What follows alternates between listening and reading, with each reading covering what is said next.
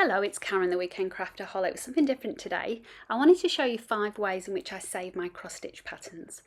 Now this bound book is actually 30 years old. Some of these patterns went back to 1995, and I initially started just photocopying patterns out of the magazines that I bought, so I didn't want to damage the originals.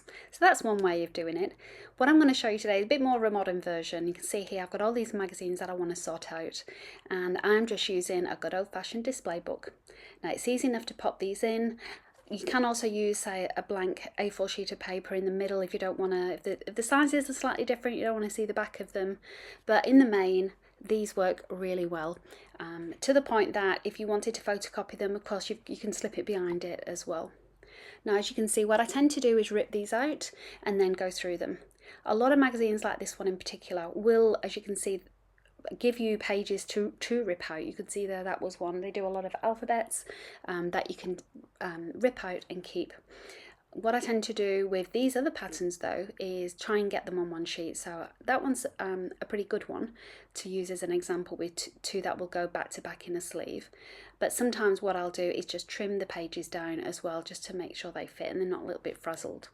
I do like to keep a note of which magazine and which month, just in case I do ever need to go back on them, because I do have the digital versions as well. Paper magazines I normally only buy when they're on special in store, and I normally do that really for the free kits as well. But sometimes if you've got them, it's good to keep them. So this one, for example, spans on 2 pages, but I know it will all fit on 1 page.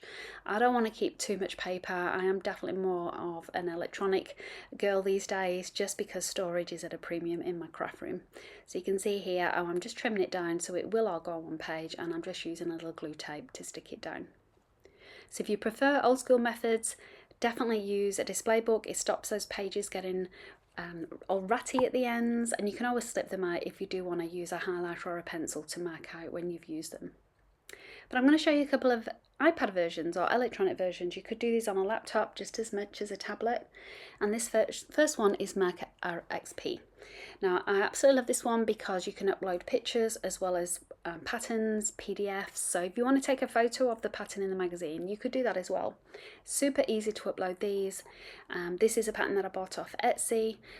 So not only does it show you an easy way to mark, so you can just use your pencil to mark the stitches you've done, but there's also information, so it will say how many stitches you've done, how many you've got to go, how much time you've spent stitching. Lots of good things with that one. The only thing is there is an annual fee, but again, I guess it depends how often you do use cross stitch. Now the other way, without any fancy software, is just to use the folder system and the file system on your laptop or iPad. I've got files and folders, sewing, cross stitch, etc. And then if you wanted, you could categorize them again into sections. So for example, you might have Christmas patterns or floral patterns or children's patterns. And when you actually open these on the iPad, as you can see here, if you go in edit mode, you can still use these as a markup. You can change the color that you want, and you can just mark it up that way, and you can always erase them as well. Now GoodNotes is another one. This is where I've been keeping all my quilt blocks when I was doing the modal blockheads, and again, you can edit these as you go. It basically acts like an image. You can see here I'm uploading the same pattern again. This is the new stitch along for 2026 that I'm going to be doing. So I've uploaded this as an example for you, but it's easy just to highlight. So this is in GoodNotes, and you can highlight as you go.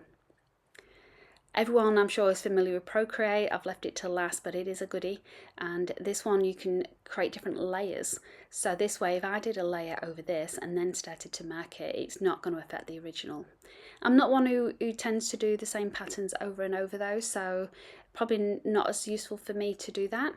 But again, it's a good way of marking these, and you're just kind of putting a coloured layer over. And of course, sometimes if it's a dark shade, you might want to put a light shade over, or a light shade to put a dark code over. So easy way to mark up your cross stitch patterns.